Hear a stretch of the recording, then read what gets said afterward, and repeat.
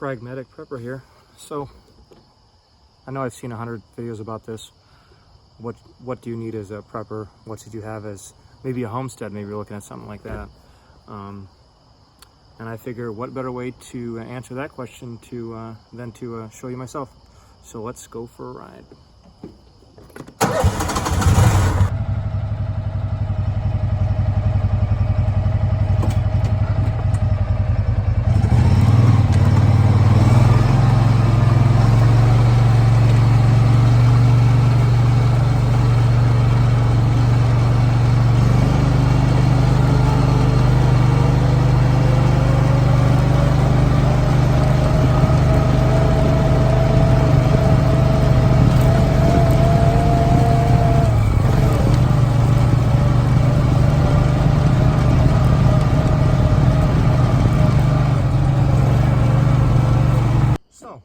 Obvious reasons, I don't want to show too much of what I have, but I think the number one thing you do if you want to have a homestead is you got to have land. It doesn't have to be a huge plot, but it does need to be in an area that's, you know, a little bit isolated and that has a lot of sort of natural resources for you, including water, access to food. We'll talk about that in a little bit. And also the terrain can be very important. What do you have surrounding you? What kind of challenges do you have to security? How much upkeep does it require? Those are all important things. On my property here, I have a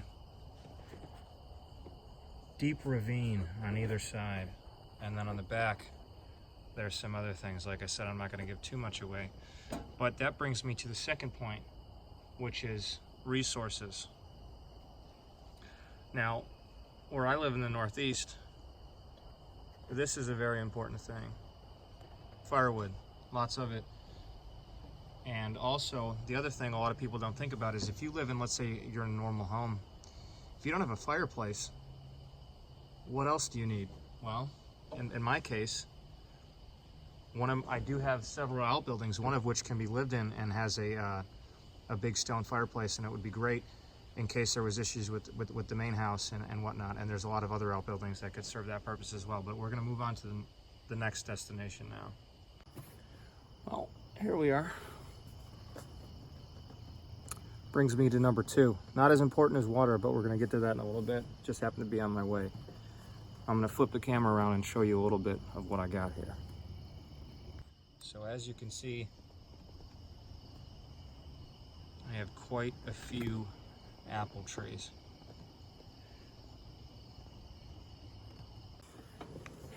Now I like fruit trees for one reason. Obvious reason is food. The second reason is food. And what I mean by that is these are absolute magnets to wildlife, especially deer. There is not one day that I come out here and don't see deer. When I first came out earlier, there was 6, I believe. I'll probably put some footage up of that earlier because I shot a video previous to this one when I was just walking around the property. But that's very important. So this is food for me, but this is also food for the other guys. I cannot possibly use all of these apples for food. I mean, I could, but you'd have diarrhea like you wouldn't believe. The other thing that's great about it too is you can make vinegar out of this, and you can make alcohol out of this. But I think the most important thing is the wildlife. I've seen everything out here, but I think deer is the most important one. So if you're looking for a constant protein source, something like that would be very important. So fruit trees, very important.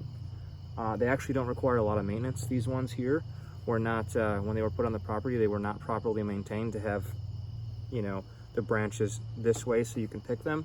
So they're actually harder for the deer to take off the tree, but they pick the ones up off the ground. So I'm able to get the ones up in the trees with a ladder, and those are fine for me. And these have been here, I don't know how long, probably since the property was here. These are pretty old now. But there's 10 of them, 10 apple trees, and it produces more apples than you wouldn't believe. And there's also, you know, so many uses for this. Like I said, vinegar, alcohol, you can just make plain cider, apple juice. A lot of medical uses for apples and apple cider, apple cider vinegar. But I mean, I guess if you had to use these as a weapon, you could do that too, but this is another great one. So here we are on the other side of the property. And as I said earlier, there's a ravine on either side. There's also large fencing with barbed wire on either side of the ravine on the other side. Now, that's not all that hard to get through, but it does create an extra barrier that is somewhat useful. It does require a lot of maintenance though, but this brings me to my second point, third point, whatever point I'm at. And that is having access to resources. And the number one, in my opinion, and I think in most people's opinions, is water. Now this down here is a natural pond. I have a fountain in that for aeration, but it doesn't require that. This has a natural feed that runs all the way down. And this is another food source as well. I mean, this pond is a lot deeper than it looks and a lot bigger than it looks. This is about, it's about 8 to 10 feet deep in the middle, and it is stocked with catfish. Now, catfish are great. They pretty much take care of themselves. They require next to no maintenance. And even if I didn't have electricity, without that fountain there, aeration, they would be just fine. Also has turtles and other things in there. They're very hardy. They can survive in the wintertime. And they're all around a great thing to have. This is another thing that I think is very essential. This here is a chicken coop. I don't have chickens this year, but I will be doing them next year. They're actually not that difficult to raise, but they produce a renewable source of food in the way of eggs. You can also eat the chicken if you want to eat the chicken. Roosters can go one way or the other. Some people say they like to use them as, early warning for, intruders or whatnot. But some roosters just make so much damn noise all the time for no reason. So it's really not reliable in that aspect. Also, you do have to cover something like this because out in a place like this, chickens are very, very easily victim to any sort of coyotes, possums, raccoons, you name it. And you have to have a well-built coop for them. This is just a fenced-in area, but that right there is not going to suffice for any sufficient number of chickens. I mean, it could house a few, but not many that are going to, produce the kind of level of what you need, unless you're just one or two people. So chickens are great. They're not that difficult to do once you have the setup mastered. It's just a little bit of cleaning, some maintenance, taking care of the birds that are fighting each other. That's another common thing people don't think about. But I think chickens are very, very valuable. Along with the fish and the apples, that's a pretty good start. And I'm going to move on to the next part for food. And this, I think, is also very important. All right, guys, this is one of the last things I'm going to talk about, but certainly not least. I think if you can make it work and afford it, and it doesn't break the bank on you, I think a greenhouse is one of the best things that you can have. Sure, these things are great. There's a little frog. These things are great during growing season. If you live in a warmer climate, you can do this all year round. But in the northern climates, you're not actually restricted to just the growing season. If you are able to keep this heated, which can be expensive, but if you find a natural way to maybe use, a wood-burning stove to pump heat in here and keep this place warm, you could conceivably grow here all year round, which is amazing. You would not believe the amount of food that comes out of a place like this. And this is a fairly decent-sized greenhouse, but certainly not the biggest. But you can grow, so many different things. I have a lot of cucumbers going here, peppers, tomatoes, tons and tons of herbs and spices, which is going to make food a lot more palatable if you're in a situation where you don't have access to, the grocery store. But I think a greenhouse is one of the best additions you could ever have to a property. And I think if you're someone with a preparedness mindset, I think something like this goes a long way. Especially if you live in an area where it's harder to grow things naturally in the ground, or if it's, the climate just doesn't take, you can grow so many different things in a greenhouse, and it's a much more controlled environment. The two things, like I said, that are very important. Well, the first thing I mentioned obviously was heat, but the second thing that does take up quite a bit of resources is water. But it's certainly manageable if you have a good water source and you're able to do this. This has a system set up with lines. Obviously, if your water pressure goes out, you're not going to be able to use it, but you can still do it manually. It will require a bit of labor, but it's definitely worth it.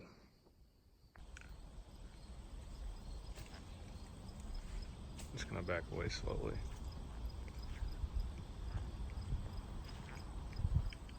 So I covered quite a bit there. A couple of things I didn't mention. I figure some of them are obvious. Security is important. You're going to have a way to secure your property. Have plans in place for that. Maybe one that's not so obvious to some people is know your neighbors. They might be far away. They might be closer. Very, very, very important to know your neighbors. There are some of the people that are going to be the most important resources that you have. So even if you have maybe some strained relationships, maybe work on those.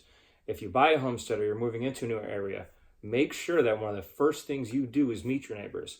You don't want to be that person that comes into the area, moves in, sets up, and maybe waits till a holiday or something to introduce yourself. I would do it immediately, because there's so many different ways you can network with your neighbors and use them for help, and vice versa. And a lot of the people that live in rural areas tend to be more focused on preparedness to begin with, so they can be great resources in many ways. Talked about security, we talked about neighbors, we talked about water, food. I think that mostly covers the bases as far as what you need for a homestead. There's certainly some other things. If there's anything major that I missed, let me know in the comments section. Hit that like button, subscribe if you would. Trying to grow the channel. If there's anything major that I missed, let me know. Also, I'm going to be putting some more content in. The next thing I'm going to be reviewing is this is a Smith & Wesson M&P Shield. The only reason I'm reviewing this now is because there's a huge deal on this coming up soon. That just came out. So I think if you're someone that's new to pistols and maybe you're on a limited budget, which is a lot of people, myself included, I think this is a great option. Certainly not the best, but a very good, reliable option. Reliable is number one when it comes to firearms. So I'll be doing a review on that, and I'll also be doing a review on this holster. So questions, comments, likes, concerns, anything, please put it in the comments section below. And that's it for now. Pragmatic Prepper out.